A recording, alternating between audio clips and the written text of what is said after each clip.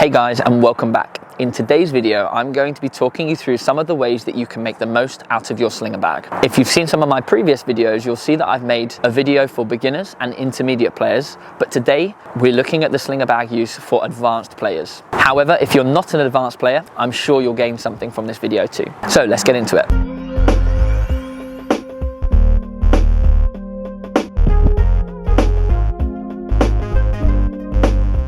Welcome back. My name is Ashley Neves and I'm a professional tennis coach based in the UK, and I run the Tennis Mentor YouTube and Instagram accounts, giving tips to tennis players, tennis coaches and tennis parents. So if you found this video, it's either because you've got yourself a slinger bag or you're thinking about getting one. I've had mine for over a year now and I've found hundreds of ways that you can use it. So today I'm going to show you a few that advanced tennis players can use. The slinger bag is a basic ball machine with very simple functions, but use it in the right way and you can start to build some really good drills that can help you to train for the match court. Although it won't be super realistic, as if you were playing with an opponent at the other end, you can manipulate the machine to set up certain scenarios. I'm going to show you a few today, and hopefully you'll be able to build your own from them. Let's take a look now. So for advanced tennis players, you can do any of the basic drills that we've seen in the beginners and intermediates videos, but you'll see here over the next few drills, these are slightly more complex and tailored towards what you would see when you're playing on the match court. Now, this first exercise, you'll see I've got a yellow cone set up for my recovery position here and an orange cone, which will correlate to where I'm aiming my shots. So I'm going to be hitting forehands on the run. Every time I aim my forehand cross court, I'm going to recover behind the orange cone. And every time I decide to go down the line to the yellow cone, I'm going to recover further to the center of the court. This will be realistic for what you would do on the match court, because when you're hitting cross court, you don't need to get all the way back towards the middle. You'll also see that when I'm doing these exercises, when I'm put under pressure on the forehand, I'm actually going to be hitting more of an open stance forehand. And when I'm less under pressure, I'll be stepping in with a more neutral stance to go down the line. Let's check it out. Cross court to the orange, down the line to the yellow. Cross court to the orange, down the line to the yellow. So I've set the trajectory of the machine to 20 degrees and I've set the speed to its slowest setting and the feed setting halfway.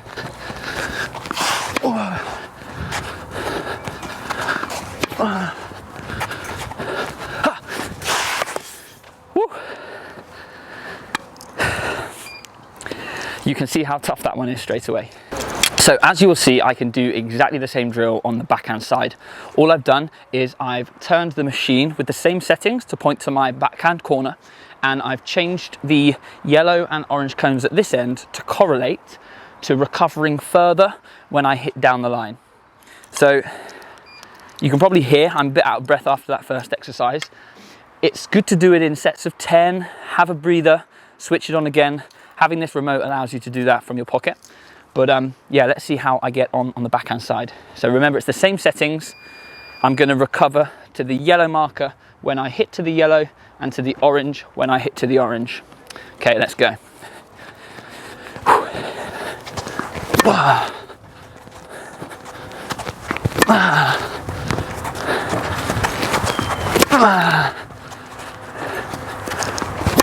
Apologies for the grunting.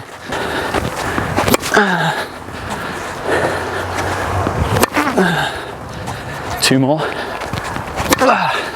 Make it. And have a breather. It's tough. So those drills were great for developing your forehands and backhands on the move, looking at open stance and neutral stance, hitting to different directions and recovering to the appropriate positions. This next exercise is going to be working on your approach and volley. So I'll switch it on. You'll see that I'm going to aim my approach shot down the line to the yellow and my volley cross court to the orange to start off with. I'll start with a set of 10 and then we'll change the direction. So I'm going to hit my ground stroke, come in for a volley, volley, then back pedal for my ground stroke again. Ground stroke, volley.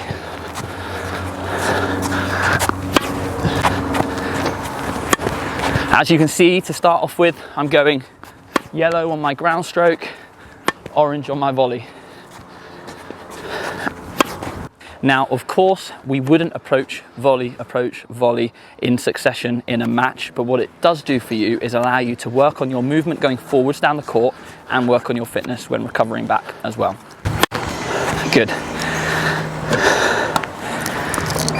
So the approach and volley exercises can be done on the forehand and backhand side. You can change the target positions, cater it to what you'd like to work on.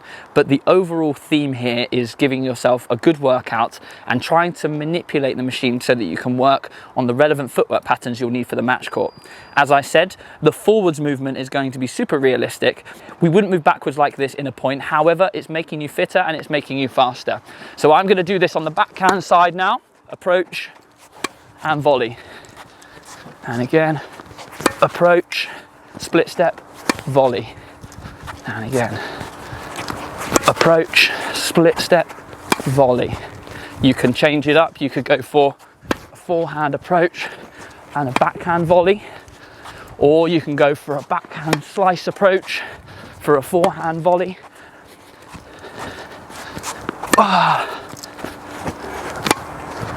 So manipulate the drill to work on what you need to.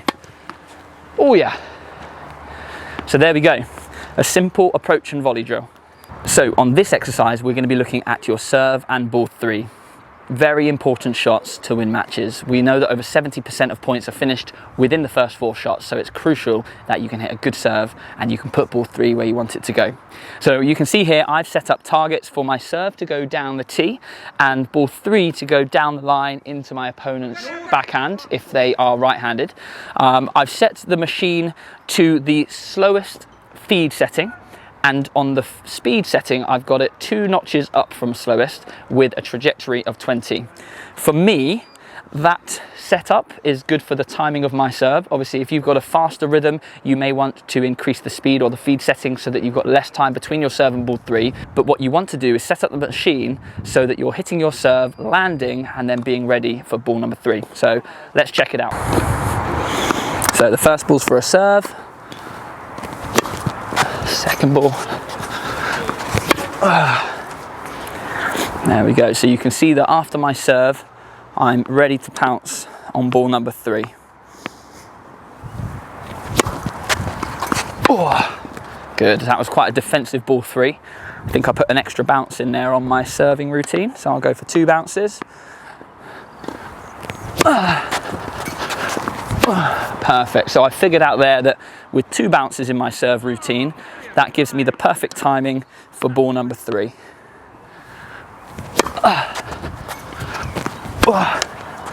Tough. What's also nice about setting up the Slinger for this is it gives you a bit of a workout. Sometimes practicing your serve can be a bit slow, a bit static, but this makes it a lot more interesting and a lot more of a challenge. Right, let's try and get one of the cones now. Here we go.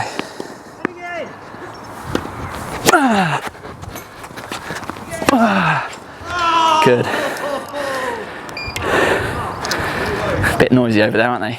So as I said at the start of the video, these drills are targeted towards advanced players, but you can sure give them a go if you're an intermediate player as well. If you saw the video for intermediates, you would have noticed that I placed the machine on the other side of the net more frequently to increase the challenge level so that you can practice receiving a ball from the other end of the court as you would in a tennis match. However, for setting up more complicated drills like the ones we've seen in this video today, where you're hitting 2 different types of shots within the same drill, actually putting the machine on your side of the net makes it much easier to control and manage. However, there is nothing stopping you from putting the machine on the other side if you want to make your ball feel a lot heavier when receiving it. So there you go. They were just a few of the drills that I've built since using my Slingerbag. There may be a specific area of your game that you want to develop, so try thinking about how you can evolve those exercises to be more suitable for your tennis. The drills that I used are a good place to start, but try to personalize them for your needs. Anyway, I hope you enjoyed the video. If you did, consider subscribing to the channel and let me know what you thought in the comments below. I can't wait to see you next time. Take care.